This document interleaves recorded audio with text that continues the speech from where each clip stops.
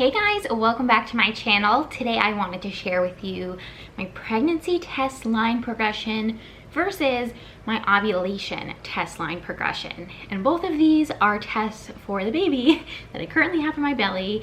If you're brand new here, my name is Erica. I am currently 21 weeks pregnant, so I apologize if I am out of breath.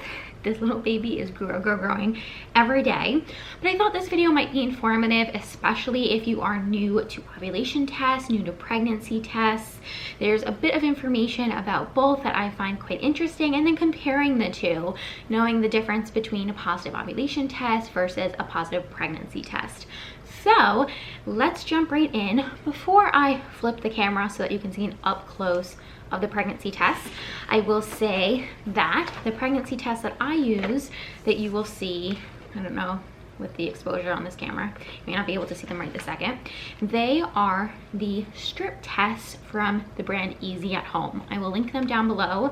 I always mention them because they are the strip tests that I use. They're the strip tests that I prefer. They're really inexpensive. I think you get 50 LH tests and 20, I can't believe I memorized this, and 25 HCG tests, I think. So 50 ovulation and 25 pregnancy tests, and it's, I think, under $20. So it's a really good value for your money. Again, I will leave a link to them down below. I use them for my first pregnancy with my son, and I use them again with this baby when I was testing. So let me flip the camera. I'm gonna start with let's start with my ovulation tests. So we'll start by looking at my ovulation tests. I'll talk a little bit about them. We'll flip over to my pregnancy test, and then I'll compare the two. Okay guys, so this is my ovulation test line progression. On this side, I wrote my cycle days. So you'll see I tested from cycle day 5 to cycle day 14. I have the tests on this side. My cycle tends to be really regular. And so I knew that I was probably ovulating on days 10 to 11, somewhere in here.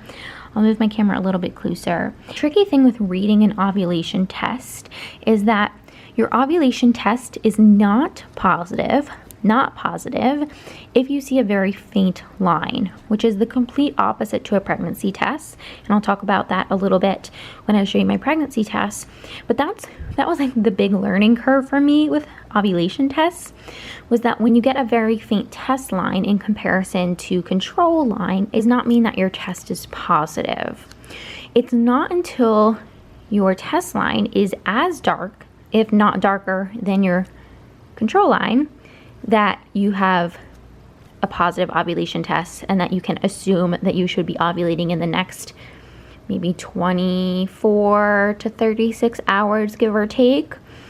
It's different for everyone, but the thing that holds true is that you need to make sure that you are getting that dark test line, and then it's as dark, if not darker, than your control line. So all of these tests up here are all negative ovulation tests. Then a big question I get is, after I get my positive ovulation test, after I get that very first test where my test line is as dark, if not darker, than my control line, how do I know that I'm not just ovulating every single day? You only ovulate once. You only release 1 egg per cycle, unless you're releasing 2 eggs, in which case, again, you're still only like ovulating once. You've released 2 eggs, so you have a higher chance of then conceiving twins. But you're not ovulating every single day. You're not ovulating every single, like, 1 DPO, 2 DPO, 3 DPO. DPO stands for days past ovulation, which you'll see me use on my pregnancy test progression. Well, I know from my test this month, it looks like I ovulated on 11, my cycle day 11. And then cycle day 12 was dark, but I know that being that it was the 11th day that my test line was as dark, if not darker, than my control line, I know that this was the day. This was probably the day that my LH surged. Now let's compare that to pregnancy tests. Here is my pregnancy test from my son. And so I started testing 12 DPO. Now for you, if you start testing really early, you'll probably get a few pregnancy tests that don't have a faint line, right?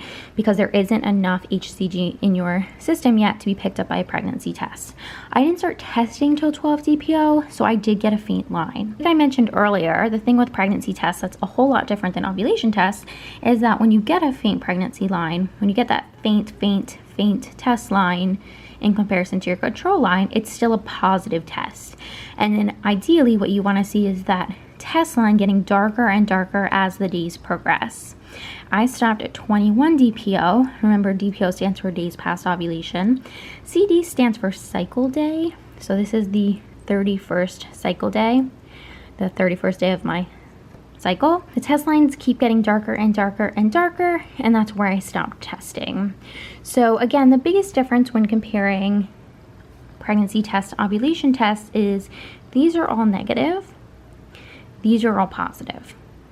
So obviously you want to make sure when you are testing for pregnancy versus ovulation that you're using the correct test. You're using an LH test for ovulation and an HCG test for pregnancy. With these strip tests, what I really like is that they have little markers on them and they're different colors, so you can never get them mixed up, which is nice. But that's the biggest difference I noticed in my test line progressions in comparing one to the other, is that all of these really faint lines unfortunately don't mean that I ovulated, aren't positive ovulation tests.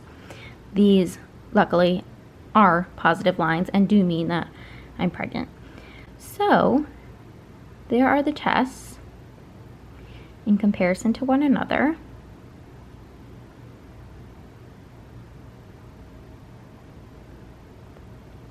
And if you have any specific questions about either of these two tests or about how I charted these, then definitely let me know down in the comments. Again, had I started testing earlier for pregnancy, I would definitely have had some tests that just had a dark control line versus having that faint test line. But because I didn't start testing till 12 DPO, I got that really faint test line and that dark control line. Something you want to watch for on any pregnancy test is just making sure that you have a valid test. And usually on the instructions that come with tests, I know these definitely have instructions that come with them, it shows you what a positive pregnancy test looks like, a negative pregnancy test, and an invalid test. So sometimes a test will be defective, and if you get a defective test, you'll obviously want to use a different one or a new one. Same thing with these ovulation test strips. There are instructions that come with them in this pack, and it'll tell you again all the information I just said, and it'll also show you what an invalid test looks like. Alright guys, I hope you found that video informative and helpful. Like I said, if you have any questions pertaining to pregnancy tests or ovulation tests or cycle days, DPO, I know it can be pretty confusing. I don't claim to be an authority on any of that, but having done this now a few times, I feel like I have a little bit of experience and can definitely share my experience with you. So leave those questions down in the comments below. If you enjoy motherhood and lifestyle content, then I would love if you would subscribe, and I will see you in my next one. Bye guys.